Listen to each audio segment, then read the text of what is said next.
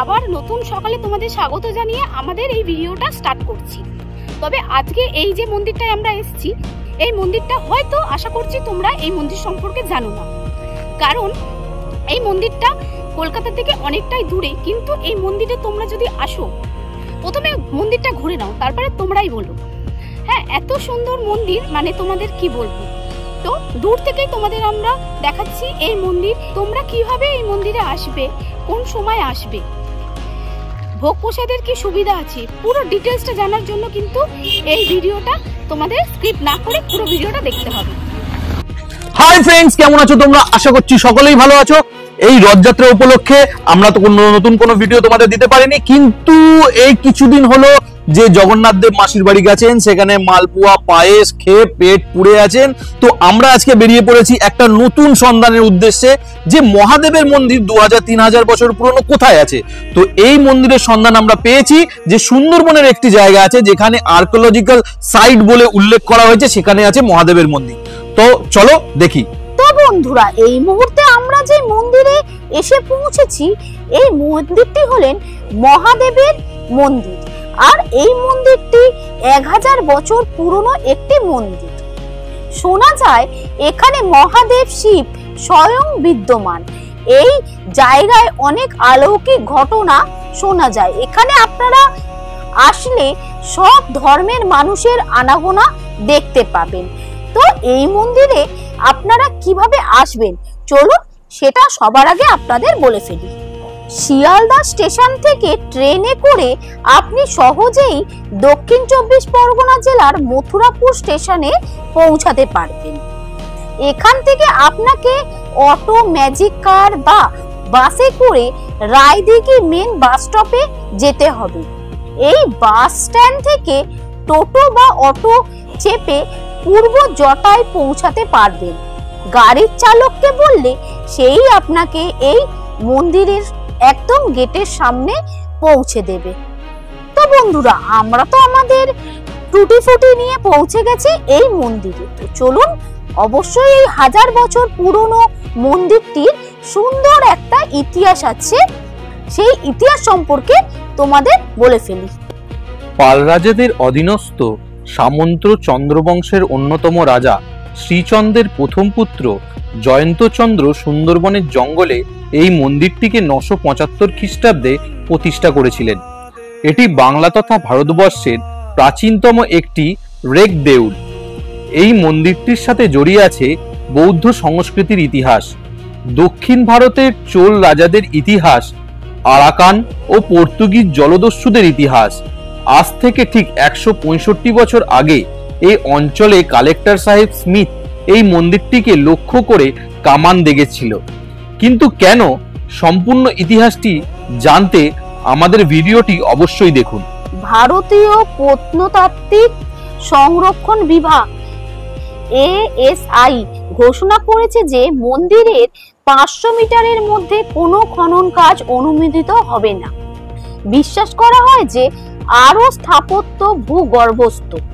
এই জটার দেউল পশ্চিমবঙ্গের জাতীয়ভাবে গুরুত্বপূর্ণ স্মৃতিস্তম্ভের তালিকায় রয়েছে।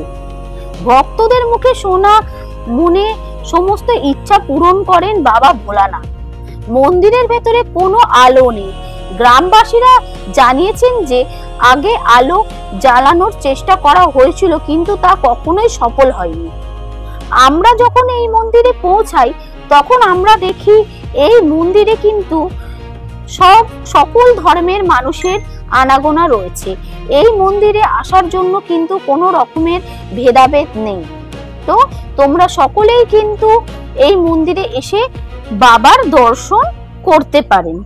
এখানে একটা কথা বলে রাখা ভালো যে তোমরা যেখান থেকে আসো না কেন, যখন তোমরা এই মন্দিরে আসবে তখন তোমাদের কিন্তু পুজোর সামগ্রী সঙ্গে করে নিয়ে আসতে হবে, কারণ এই মন্দিরের আশেপাশে কিন্তু কোনো রকমের ফুলের সামগ্রী কিংবা ফল নৈবেদ্যের দোকান নেই। তার জন্য তোমরা যখন এই মন্দিরে আসবে, তোমাদের কিন্তু সমস্ত পুজোর সামগ্রী সঙ্গে করে নিয়ে আসতে পারবে। সকালবেলা একবার এই মন্দিরে পুজো হয়, তারপরে কিন্তু মন্দিরের সামনে যে গ্রিলটা আপনাদের আমি দেখিয়েছি ওই গ্রিলটা বন্ধ হয়ে যায়, আবার সন্ধ্যেবেলা খোলা হয়, ঠাকুরমশাই পুজো করে চলে যায়।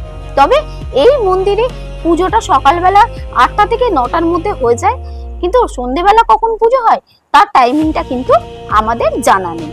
তো বন্ধুরা, তোমরা যদি কিছু আনতে চাও বাবার মন্দিরে পুজো দেওয়ার জন্য তাহলে কিন্তু খুব চিন্তা ভাবনা করেই নিয়ে এসো। আরো একটা কথা বলে রাখা ভালো যে এই মন্দিরে কিন্তু তোমরা এসে বাবার দর্শন করতে পারবে। এখানে কিন্তু কোনো রকমের ভোগের ব্যবস্থা নেই। বিশেষ বিশেষ দিনে এখানে পুজো অর্চনা অনুষ্ঠান সমস্ত করা হয়, কিন্তু ডেলি বেসিসে কোনো রকমের কোনো ফুলমালা, ফল, নৈবেদ্য কিংবা খাবার দাবারের দোকানও কিন্তু আশেপাশে নেই। তার জন্য তোমাদের কিন্তু সমস্ত রকম খাবার দাবার থেকে শুরু করে সব নিয়েই কিন্তু তোমাদের এই মন্দিরে আসতে হবে, বাবার দর্শন করতে হবে। তবে একটা কথা আমি বলতে পারি যে আমরা তো প্রচুর মন্দিরে ঘুরি, কারণ আমাদের কাজটাই হলো মন্দির সিরিজ নিয়ে কাজ করা, কিন্তু এই মন্দিরের মতো সুন্দর মন্দির আমি কিন্তু খুব কমই দেখেছি। সামনেই কিন্তু শ্রাবণ মাস, আর এই শ্রাবণ মাসে আমরা চেষ্টা করব তোমাদের কাছে মহাদেবের কিংবা বাবা ভোলানাথের এই সমস্ত যত পুরনো মন্দির আছে সেইগুলো তোমাদের সামনে তুলে ধরার। তার জন্য প্রত্যেক সপ্তাহে 2 দিন করে বুধবার আর রবিবার তোমরা কিন্তু আমাদের ভিডিও পেয়ে যাবে। আমরা চেষ্টা করব শ্রাবণ মাসের প্রত্যেক সপ্তাহে 2টো করে মহাদেবের মন্দিরের ভিডিও দেওয়ার। তো তোমরা কিন্তু আমাদের সাপোর্ট করো, কারণ তোমাদের একটা লাইক, একটা কমেন্ট, আর একটা শেয়ার, এটাই কিন্তু আমাদেরকে আরো নতুন নতুন মন্দির নিয়ে ভিডিও করার অনুপ্রেরণা দেবে। তো বন্ধুরা, আশা করছি তোমাদের ভিডিওটা ভালো লেগেছে। আমাদেরকে কিন্তু অনেক ভালোবাসা দিও। তোমাদের তো বলেছিলাম যে মন্দিরটা আশা করছি না মানে একদম তোমাদের ভালো লাগবে, কারণ এটা একটা মহাদেবের মন্দির, নাম শুনেই তোমরা বুঝতে পারছো। আর জায়গাটা অসম্ভব সুন্দর, অসম্ভব সুন্দর, মানে এতটা দূরে এসে পুরো যে টায়ার্ডনেস পুরো ঠিক হয়ে গেছে, মানে কেটে গেছে। জায়গাটা এতটা সুন্দর, মন্দিরটাও খুব সুন্দর। তো তোমরা আশা করছি তোমাদের ছুটির একটা দিনে এখানে চলে আসবে মন্দির দর্শন করতে, বাবার আশীর্বাদ নিতে। তো আজকে এখানেই শেষ করছি, দেখা হচ্ছে খুব তাড়াতাড়ি একটা নতুন ভিডিওতে।